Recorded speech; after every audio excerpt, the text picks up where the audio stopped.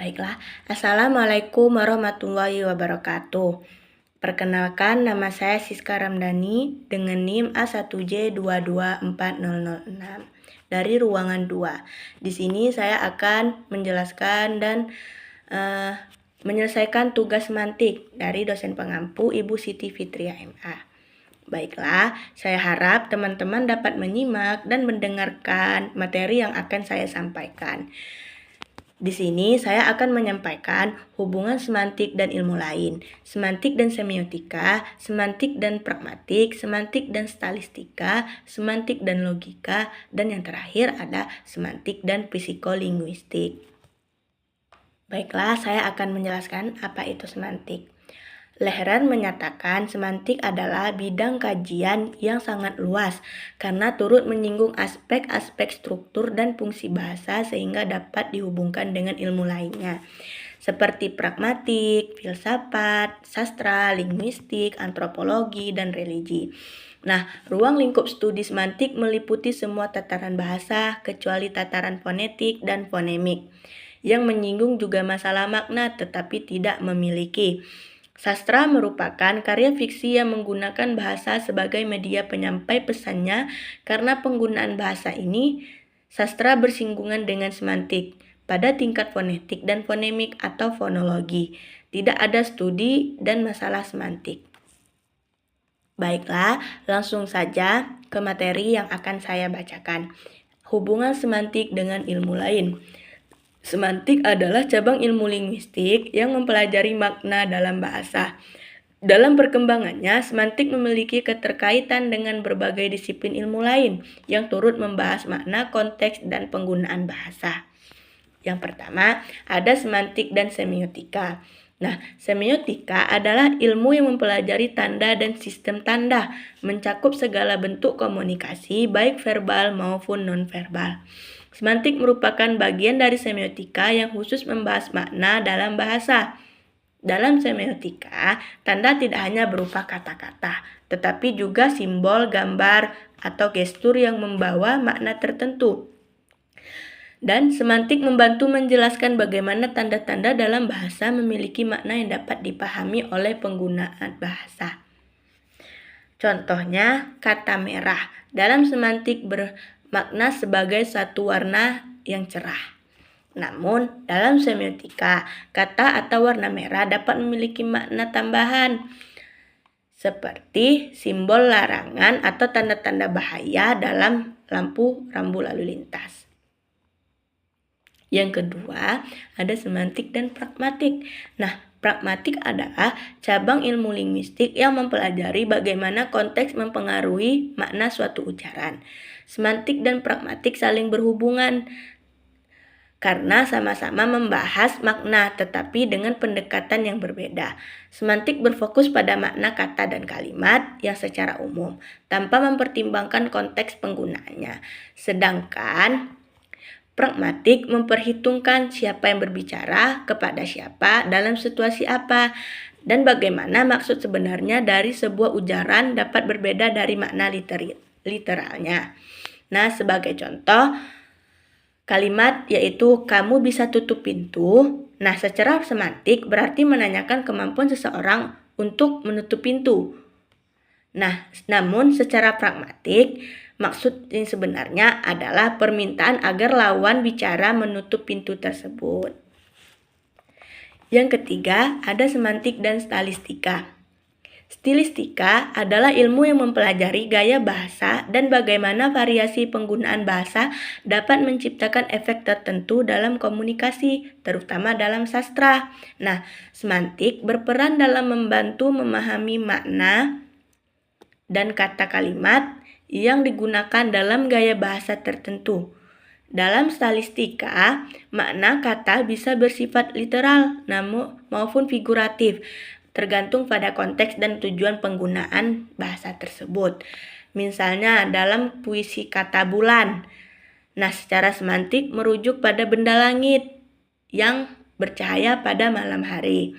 Namun dalam stilistika, kata ini bisa memiliki makna kiasan seperti lambang keindahan atau ungkapan rindu. Pemahaman semantik memungkinkan analisis lebih dalam terhadap makna yang terkandung dalam karya sastra atau ekspresi bahasa lainnya. Dan yang keempat, ada semantik dan logika. Nah, logika adalah ilmu yang mempelajari penalaran dan aturan berpikir yang benar. Hubungan antara semantik dan logika terletak pada bagaimana makna suatu pernyataan dapat digunakan untuk menilai kebenaran atau kesalahan dalam suatu argumen atau penalaran. Nah, dalam logika formal, semantik digunakan untuk menentukan kebenaran suatu pernyataan berdasarkan hubungan antar kata dan makna yang dikandungnya. Contohnya, dalam logika pernyataan semua manusia adalah makhluk hidup. Nah, dapat dianalisis kebenarannya dengan melihat hubungan semantik antara kata manusia dan makhluk hidup. Jika didefinisikan manusia mencakup makhluk hidup, nah maka pernyataan tersebut dianggap benar. Dan yang terakhir ada semantik dan psikolinguistik. Psikolinguistik adalah ilmu yang mempelajari bagaimana manusia memahami, memproses, dan menggunakan bahasa dalam pikiran dan otaknya. Nah, semantik berperan dalam menjelaskan bagaimana manusia mengenali dan mengasosiasikan makna dari kata dan kalimat dalam proses berpikir dan berkomunikasi. Dalam psikolinguistik, pemrosesan makna melibatkan aspek kognitif seperti bagaimana seseorang dapat memahami kata baru, bagaimana makna tersimpan dalam ingatan, nah serta bagaimana otak memproses bahasa secara tepat dan akurat. Nah, sebagai contoh, ketika seseorang mendengar kata apel, otaknya secara otomatis menghubungkan dengan konsep buah apel. Nah, jika tersebut muncul dalam konteks teknologi seperti produk terbaru dari Apple, nah maka otak akan menyesuaikan maknanya berdasarkan konteks yang tersedia. Contohnya seperti iPhone. Baiklah, kesimpulannya, semantik memiliki keterkaitan yang erat dengan berbagai bidang ilmu lain yang membahas makna dan bahasa. Nah, dalam semiotika, semantik membantu memahami bagaimana makna ditransmisikan melalui sistem tanda. Seperti contoh yang sudah disampaikan, yaitu dalam semiotika. Nah, dalam pragmatik, semantik membahas makna secara literal, sedangkan pragmatik mempertimbangkan konteks penggunaan bahasa. Seperti contoh yang sudah disampaikan, itu pragmatik. Dan dalam statistika, semantik memungkinkan analisis terhadap makna yang muncul dalam berbagai gaya bahasa. Seperti contoh yang sudah disampaikan. Nah, terus dalam logika, semantik membantu menentukan kebenaran atau pernyataan berdasarkan struktur makna yang benar. Seperti contoh juga yang sudah disampaikan. Nah, dalam psikolinguistik, semantik menjelaskan bagaimana makna diproses dalam otak manusia, yaitu penalaran atau pemikiran kita sendiri. Nah, seperti contoh juga yang sudah dijelaskan. Semuanya itu sudah berhubungan dengan apa yang saya jelaskan.